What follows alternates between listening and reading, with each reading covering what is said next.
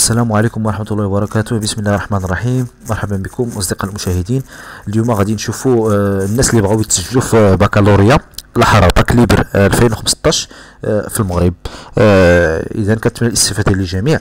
الله يخليكم تبعوا خطوة خطوة باش نشوفوا كل خطوة على حدة كيفية التسجيل عبر الانترنت واستنساخ الطلب وبذلك استكمال التسجيل. إذا على بركة الله، أول خطوة نفتح موقع المعروف dolvidolvi.men.gouv.ma.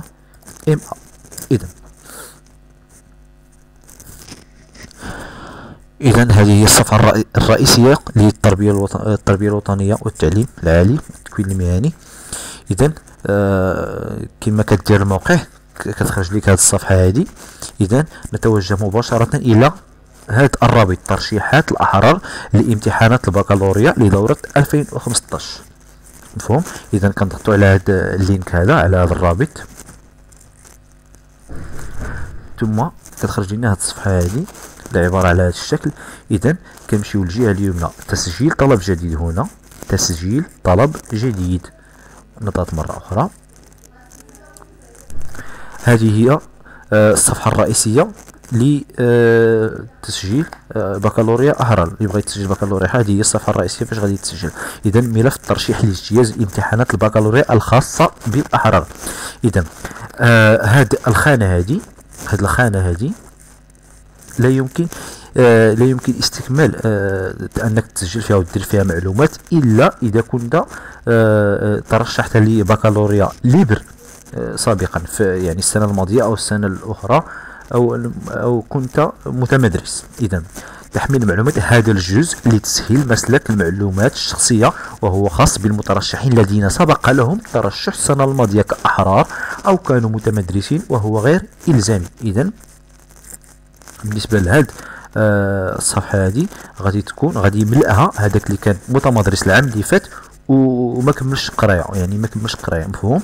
او اللي كان دفع الباك ليبر السنه الماضيه وما دوزش، او لا دوز وسقط.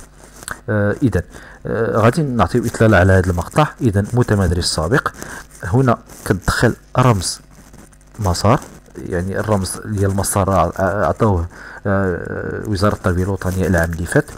إذا هنا مترشح سابق، اسم المستخدم، يعني كتكون عندك ديجا واحد الكونت في موقع ديال التربية الوطنية ديال باك ليبر، كيكون عندك ديجا كونت، يعني عندك ديجا حساب في هذا الموقع. إذا كتدخل فقط اسم المستخدم هنا وكلمة المرور وبحث، وكتدخل ديريكتومون الكونت ديالك وكتستكمل التسجيل بطريقة أخرى.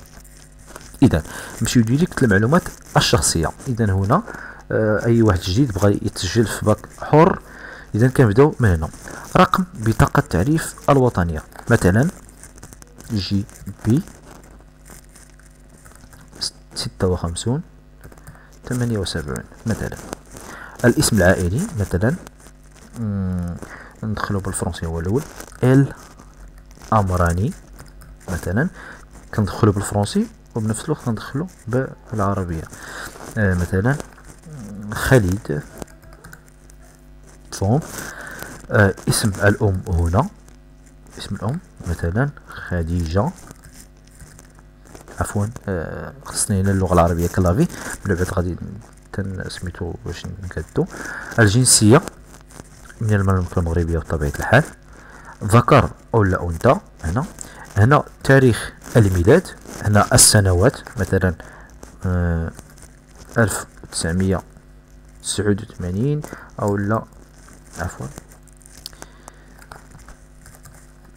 هنا السنوات، هنا الشهر مثلا 7، هنا مثلا عفوا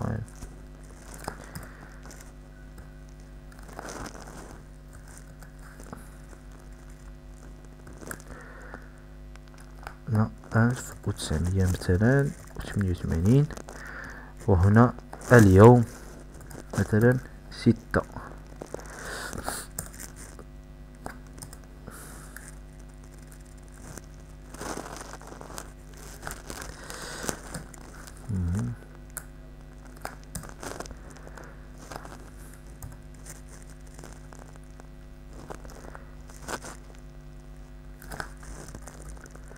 إذا تاريخ الميلاد هنا، مكان الميلاد مثلا مثلا أكادير،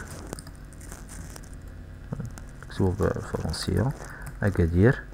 هنا العنوان الشخصي مثلا حي النسمة، حي النسمة أكادير. إذا أدريس كوريسبوندون عنوان المراسلة، يعني أنك تدخل بلوك مثلا كنز، هنا الزنقة مثلا 6، وهنا رقم الدار مثلا 74. مفهوم؟ إذا هنا إقليم طلب الترشيح، هنا كيعطيك كتضغط على السهم هذا وكيعطيك جميع أقاليم ديال المملكة المغربية. إذا مثلا شتوكا بها إفران أكادير إيدا وتنن، بالنسبة لي أنا أكادير إيدا وتنن باغ اكزومبل. إذا هنا جماعة طلب الترشيح، جماعة ملي كتقول ليه أكادير إيدا وتنن كيعطيك جميع جماعات ديال أكادير إيدا وتنن. مثلا جماعة أمسكرود مثلا هنا. إذا هنا رقم الهاتف مثلا 06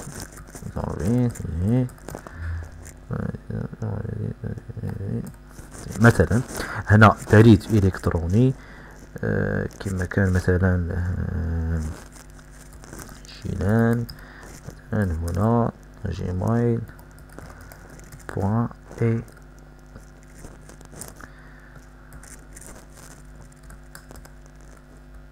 عفوا بوان هنا كوم. هنا تأكيد البريد الإلكتروني، هذا اللي درتي هنا كتعاودو في الخانة الأخرى. جيلان ثاني جيميل بوان كوم. فهم؟ إذا معلومات التمدرس، الصفة، واش عاطل يعني ما خدامش، او لا طالب يعني كتقرا في كليه او لا مدرسه اخرى، موظف عمومي ولا موظف بريفي او لا مجند يعني عسكري او بوليسي او شيء من هذا القبيل. مثلا غدير طالب مثلا حاصل على شهاده البكالوريا، واش كنت ديجا حاصل على شهاده البكالوريا كدير نعم. الا ما كنتش حاصل عليها، كندير لا. الا عطيتك لا غادي يعطيك سلك اخر مؤسسه، الا جاب الله كانت لا كدير سلك اخر مؤسسه. واش خرجتي من الثانوي يعني من التاسعه او لا الثانوي التاهيلي او لا الثانوي التاهيلي. مثلا خرجتي من الثانوي الاعدادي، كتقول واش عمومي او لا خصوصي. مثلا عمومي اخر مستوى، هنا اخر مستوى فاش خرجتي من الثانوي الاعدادي، واش اصيل ولا عام او لا تطبيقي. مثلا كندير عام. هنا عدد سنوات التكرار باخر مستوى، كتدخل هنا شيفر يعني 2 او لا 3 او لا 1 ولا على حسب سنوات التكرار. مفهوم؟ منقطع، واش قطعت الدراسة او لا باقي مستمر. كنتي لا كدير لا، كنتي نعم كدير نعم. هذه الحالة الأولى. الحالة الثانية مثلا درنا حاصل على شهادة البكالوريا نعم. إذا كتعطيه سنة الحصول على البكالوريا فقط، مثلا 2010. مفهوم؟ هنا معلومات البكالوريا اللي بغيتي تدوز، هنا معلومات البكالوريا اللي بغيتي تدوز. مثلا بغيت ندوز مسلك العلوم الاقتصادية، هذا كمثال فقط.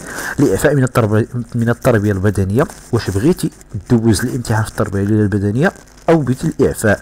ملي كتبغي دير الإعفاء كتقول نعم. مثلا بغيتي تدوز التربية البدنية كدير لا. هنا اللغة الأجنبية الثانية في المغرب كامل كما كتعرفون هناك لغتين أجنبيتين ثانية، كاين الإنجليزية وكاين الإسبانية، إذا على حسب المناطق. إذا هنا في أكادير كاين الإنجليزية. هنا إدخال رمز التحقق، هنا جي اس اف جي 1 جي، وكنضغط على حفظ المعطيات. إذا سأستكمل التسجيل في باللغة العربية وأعود.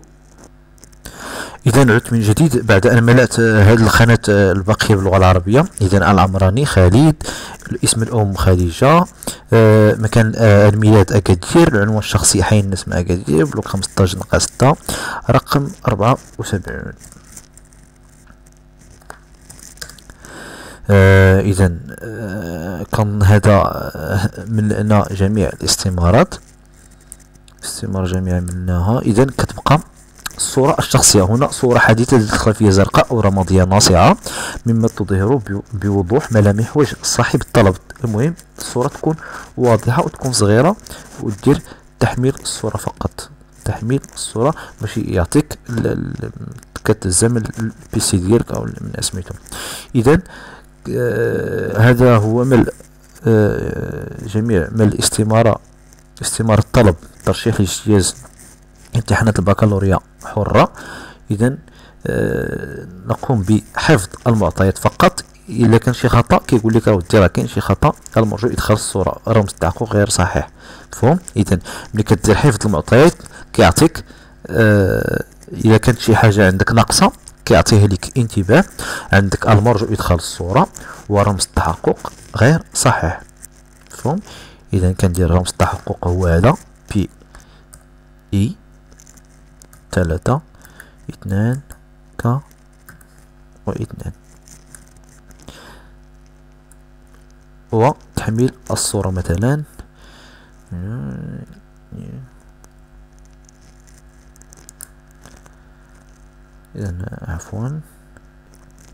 إذا عفوا ما عنديش صورة حديثة ويعني واضحة اللي غيقبلها لي الملف. إذا كندير صورة عادية، من بعد كندير حفظ المعطيات وكيعطيك صفحة، يعني كونت ديالك صفحة، ومن بعد كتامبريميها، وهذيك هي لاكوزي ديال التسجيل في امتحانات البكالوريا وكتمشي كتسجل بها. اذا كنتمنى تعجبكم هاد الحلقه هذه. الا كانت شي حاجه ما واضحاش فقط كومونتير باش نعرفوا نديروا فيديو اخر على حسب جميع الاشكاليات في طلب اجتياز امتحانات البكالوريا. شكرا لكم على المتابعه والى اللقاء.